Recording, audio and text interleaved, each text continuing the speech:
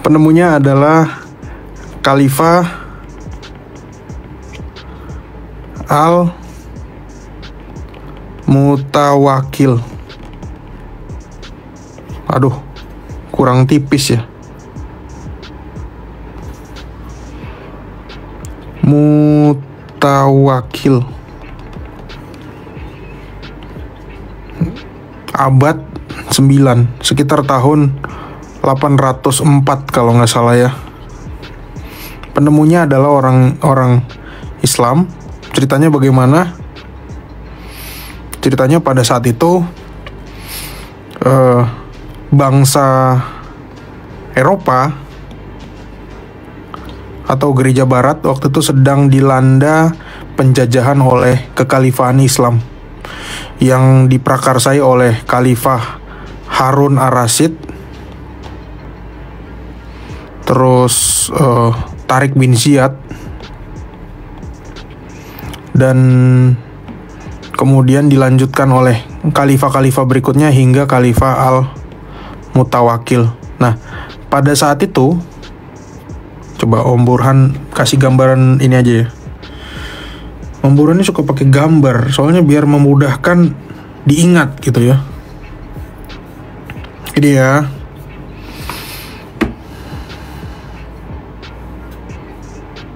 Kita kasih gambar ini aja. Nah, oke. Biar teman-teman punya gambaran ya. Awalnya baginda Rasul Muhammad itu kan dari sini ya. Asalnya dari Mekah.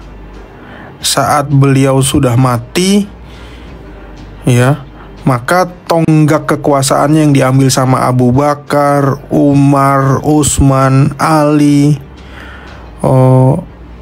Hasan, Husain, Muawiyah, Yazid, itu kemudian bergerak ke arah sini, bergerak ke arah Irak ya. Makanya Karbala itu ada di sini ya. Basra, Irak. Basra bukan Surabaya ya, Basuki Rahmat bukan. Basra, Irak. Busra. Nah, kemudian berkembang lagi ke Syria. Kemudian berkembang lagi ya, waktu itu Irak punya perpustakaan terbesar juga yang namanya Baitul Hikmah. Maka orang-orang Islam itu pingin menginvasi kekuatannya, sehingga dia, karena di sini ada Konstantinopel, mereka lompat ke sini teman-teman. Ya. Nah, kalau ini kesukaannya si Edwin yang di bawah nih, ya. Faris RM nih, Barcelona. Nih, Madrid, Spanyol, Portugal, Cordoba ya. Ya, ini namanya dulu Kurtubi. Nah, ini semua ini sempat menjadi wilayah Islam. Makanya banyak cendekiawan Islam itu dari sini. Dari daerah Spanyol, Portugal, Cordoba, dan sekitarnya ya. Mereka masuk dari mana? Dari sini, dari Maroko. Nah, di sini ada gunung yang namanya Gibraltar. Ya, karena si Tariq bin Ziyad masuk dari situ. Ya, Gibr itu artinya gunung. Nah, setelah Eropa dikuasai oleh Islam, maka Islam ini punya teologi sesuai dengan At-Taubah ayat yang 29. Orang-orang non-Islam itu akan menjadi bangsa kelas 2. Dan mereka akan disebut sebagai dhimmi. Ya, dhimmi Odimi filmnya. Nah, dhimmi ini wajib membayar apa? Membayar jizyah. Ya, kalau orang Islam bayarnya zakat, kalau orang non-Islam bayarnya jizyah. Nah, bangsa kelas 2 karena ini dulu adalah wilayahnya orang Kristen dan banyak orang Yahudi, maka yang yang jadi bangsa kelas 2 di situ, yang awalnya itu tanah-tanah mereka, yang jadi bangsa kelas 2 itu adalah orang-orang Kristen, dan yang kedua adalah Yahudi. Nah, karena ini bangsa kelas 2, otomatis dia harus dibedakan dengan orang-orang Islam yang ada di situ. Orang-orang Islam ya enak dong, ya kan, semau seenak perutnya, mau ngapain aja ya. Mau nungging kek, mau sholat di atas trailer kek, ya kan. Nah, orang Kristen ini disuruh pakai ikat pinggang yang di luar. Jadi ikat pinggang itu adalah juga temuannya orang Islam. Nah, kalau orang Yahudi ini disuruh pakai yellow badge. Yellow badge ini bentuknya gimana ya ini? Ini bentuknya. Ini bentuknya. Nah, kalian pernah lihat di eranya Nazi nggak? Di eranya Nazi, bahwa apa hubungannya dengan Demian mualaf? Nggak ada hubungannya. Di eranya Nazi ini warnanya apa? Warnanya kuning. Ini warnanya kuning. Jadi kalau orang-orang Yahudi di zamannya Nazi sama Hitler disuruh pakai ini. Nah, pertanyaannya kenapa Hitler suruh pakai ini? Karena Hitler meniru dari Khalifah Al-Mutawakkil. Jadi penemu Magen of David ini adalah orang Islam yang namanya Khalifah Al-Mutawakkil, yang ingin membedakan orang Islam dengan orang Yahudi pada zaman itu. Dan Hitler terinspirasi dengan bintang ini. Dan bintang ini karena dianggap sebagai lambang persatuan orang Israel, orang-orang Yahudi maksudnya ya, Israel belum ada, maka ini menjadi bendera Israel saat negara Israel berdiri. Tanggal, kalau nggak salah 14 Mei 1948. Ini jadi benderanya. Gitu ceritanya. Jadi kita kembali lagi ke sini. Karena memang lebih dahulu ada kita dibandingkan Yahudi Rabbinik ini. Yahudi Rabbinik Farisi melambangkan kalau zaman ini bidat. Ya, karena bidat itu sama-sama baca Alkitab, tapi penafsirannya beda. Sama seperti orang-orang Farisi, dia punya pemahaman yang berbeda. Dia punya Midras, dia punya Talmud, dia punya Targum, dia punya Misnah Torah. Dan ini semua bagi kita hanyalah sampah, dan para rasul tidak pernah mengajarkan ini.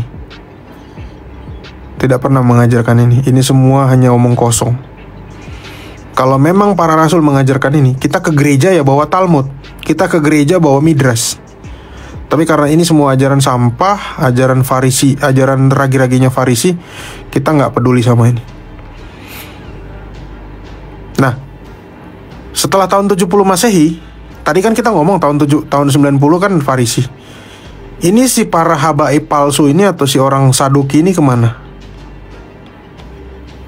Kenapa nggak ada? Kenapa yang eksis ini malah Farisi? Kenapa Saduki nggak ada?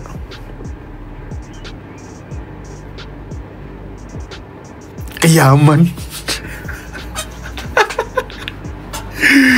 Astaga. Wah, ini kalian udah pada ngantuk ya. Kitab itu dipakai sama orang Yahudi. Iya, kalau ibadah mereka pakai itu. Kita nggak pakai itu. Karena tahun 70 Masehi, waktu penghancuran Bait Allah, orang-orang Saduki ini mati. Jumlah mereka nggak banyak. Dan mereka adalah orang-orang Yahudi yang memang tersisa. Mereka kan dari garis keturunan darahnya Imam Zadok ya. Mereka dibantai. Makanya pada tahun 70 Masehi, orang-orang Yahudi udah habis. Yang jadi rabinya ya si Akiva. Akiva bukan orang Yahudi kan. Yang jadi rabinya ya Akiva itu. Si Akiva itu. Ini bukan orang Yahudi, dia orang Kanaan. Nah, Yahudi yang asli siapa? ya ini sudah menyublim menjadi Kristen. Karena apa tadi? Ini Om Burhan udah bilang, Petrus, Andreas, Bartolomeus, Thomas, Simon orang Zelot, Yakobus, Yohanes, Yakobus anak Zebedeus, Matius, semuanya ini orang Yahudi. Dan mereka menjadi Kristen. Jadi Yahudi mana yang asli sekarang? Ya nggak ada pilihan lain ya, hanya ini. Ini ngawur. Ya bahkan di dalam Talmud sendiri, kepala bait Allah yang namanya Kayafas itu bukan orang Yahudi. Itu disebutkan mereka, Kayafas ternyata adalah orang Mesir. Namanya Kupai. Ya. Ini habis. Ya udah. Sisa ini. Makanya tadi Om Burhan bilang, Om Burhan tidak setuju dengan podcast kedua pendeta tersebut yang mengatakan bahwa Yahudi ibu dari Kristen. Ya. Karena yang dibawa sebagai narasumber di situ adalah si Yakov Baruk, Yahudi rabbinik yang tidak tahu apa-apa. Mungkin kalau kedua pendeta tersebut menanyakan masalah fotografi, masalah mengedit foto kepada Yakov Baruk, oke lah. Tapi kedua pendeta tersebut itu mewakili iman Yahudi yang benar. Ngapain dia bikin acara podcastnya sama Yakov Baruk? Om Burhan gak setujunya kenapa? Karena umatnya kasihan, umatnya kedua pendeta tersebut itu yang akan terombang-ambingkan. Mereka akan mengalami kebingungan loh. Pendetaku aja ini respect sama kedua orang ini. Pendetaku aja segen. Sama kedua orang ini. Kedua pendetaku aja segen sama si Yakov Baruk. Ya enggak? Ya, jadi kita jangan menjadi mereka. Mudah-mudahan dengan pemaparan Om Burhan ini teman-teman jadi sedikit paham ya. Asal muasalnya kenapa tadi Om Burhan tiba-tiba lari ke sini topiknya. Supaya kita semua tidak diombang-ambingkan oleh pengajar-pengajar palsu. Dan saran Om Burhan sebagai untuk pendeta-pendeta ya, kita mesti pede dengan ajaran kita ini. Kristen ini sudah sempurna, tidak perlu disempurnakan lagi. Kristus itu sudah sempurna. Ya, kita tidak butuh pengakuan dari rabinik-rabinik seperti ini. Nanya sama Yakov Baruk gitu kan. Terus siapa lagi ya diundang? Jangan. Justru kita ini sumur. Gitu. Itu kalau nggak salah menentang. Iya, karena si Yakov Baruk itu ngomongnya ahli Taurat itu dari kelompok ini, dari kelompok Farisi, ahli Taurat. Makanya Yesus mengatakan, hai kamu keturunan ular beludak. Karena orang-orang dari kelompok-kelompok inilah yang akan menggenapi bahwa Yesus dipersalahkan atas sesuatu yang memang tidak salah. Ya.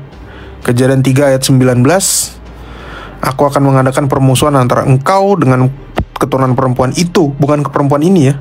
Dalam bahasa aslinya di Septuaginta itu keturunanmu dan keturunanmu akan mengamati tumitnya. Itu sebabnya orang Farisi, imam kepala, dan orang-orang Saduki itu berada di sekeliling Yesus waktu Yesus disalib, dan dia mengatakan, orang lain engkau selamatkan, namun dirimu sendiri tidak dapat engkau selamatkan. Itulah penggenapan bahwa orang-orang tersebut adalah keturunan ular beludak. Maka Om Burhan tanya sekali lagi, berarti ular apa yang menggoda Hawa di Taman Eden?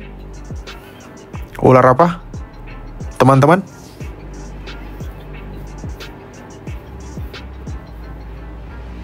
Beludak, betul. Ya karena Sang Kristus, Sang Firman ada di situ. Sang Firman itulah yang berbicara kepada manusia di Taman Eden itu.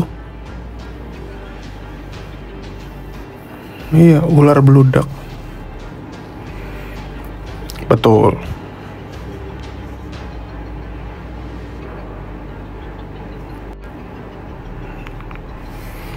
Gitu. Sehingga kita juga mengerti, teman-teman pernah lihat ada tongkatnya uskup, baik itu di gereja Katolik maupun gereja Ortodok. Karena gini ya, kenapa Om Burhan suka bilang Katolik Ortodok? Karena banyak teman-teman yang masih belum familiar gitu tentang Ortodok maupun Katolik. Karena Om Burhan punya sudut pandang sedikit, Om Burhan memberi perbandingan itu bukan untuk menjelekkan, tapi supaya kita sama-sama tahu gitu. Kita sebagai orang Kristen, ada tongkatnya orang Ortodok maupun tongkatnya orang Katolik, itu namanya crosier.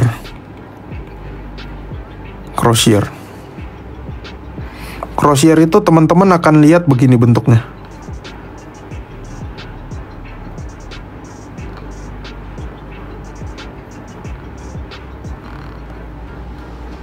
Ya, ini ada matanya, ini ada matanya. Ini tahu nggak apa? Yang dua ini. Ini ular. Ini ular. Kenapa kira-kira tongkat uskup ini ada gambar ularnya? Karena ini menyatakan Yohanes 3 ayat 14. Mudah-mudahan bener ya.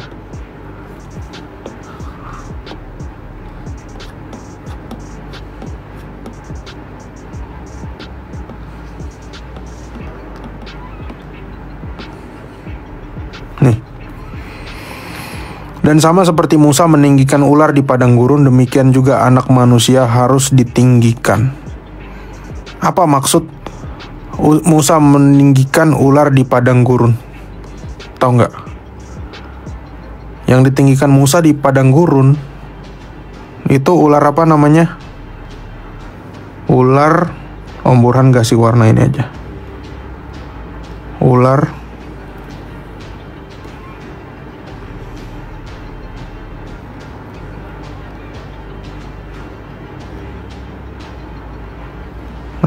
salah. Jadi gambar dolar lagi, astaga. Ini adalah ular tembaga. Nah, orang suka salah kaprah bahwa ular tembaga ini menggambarkan tentang ularnya Tuhan gitu, bukan. Tembaga ini kalau baca dalam Ulangan 18, tembaga itu adalah simbol kutukan. Dan ular ini adalah simbol iblis. Ya, jadi ular tembaga ini sebetulnya adalah penggambaran iblis yang dikutuk. Demikian pula salib. Tadi kita udah bahas Galatia 3 ayat 13 kan, dengan jalan menjadi kutuk. Di sini siapa yang dikutuk? Ini kan tiang kutukan ini kan tiang kutukan menurut Ulangan 21 ayat 23, ya enggak? Nah, yang di sini dikutuk siapa? Dosa. Betul. Jadi ayat Yohanes 3 ayat 14 ini menggambarkan tentang dosa yang dikutuk dan iblis yang dikutuk. Makanya tiang ini, crosier uskup ini, digunakan uskup untuk membimbing jemaatnya untuk menggembalakan, dan crosier ini menggambarkan bahwa ada nubuatan yang terjadi dalam salib, yaitu iblis yang dikutuk dalam rupa tembaga dan dosa yang dikutuk dalam kayu salib, di atas kayu salib gitu. Ya, Om Burhan kasih tunjuk gambarnya crosier. Crosier.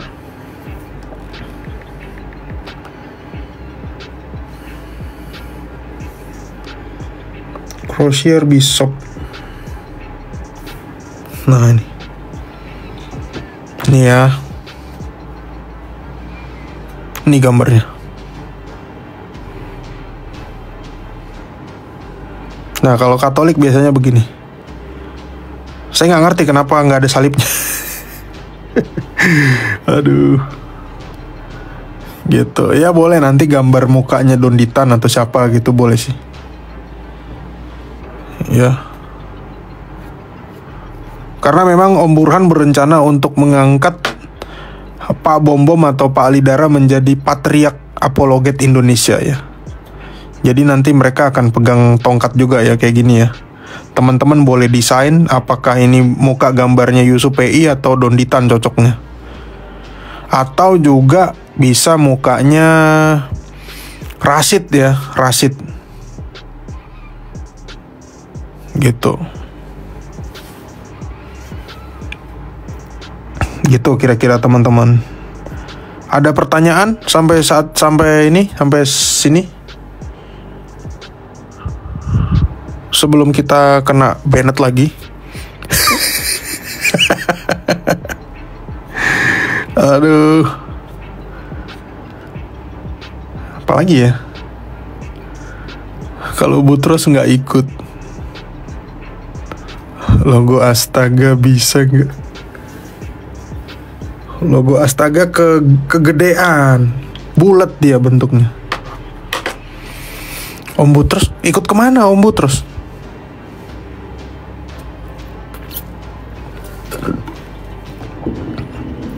Aduh ini teman-teman, nanti kalau saya live silakan diituin ya, silakan direkam aja silakan ya. Om Burhan mengizinkan untuk kalian menguji apa yang Om Burhan sampaikan gitu loh. Jadi nggak nanti oh ini salah nih, jadi kita bisa ulas gitu ya.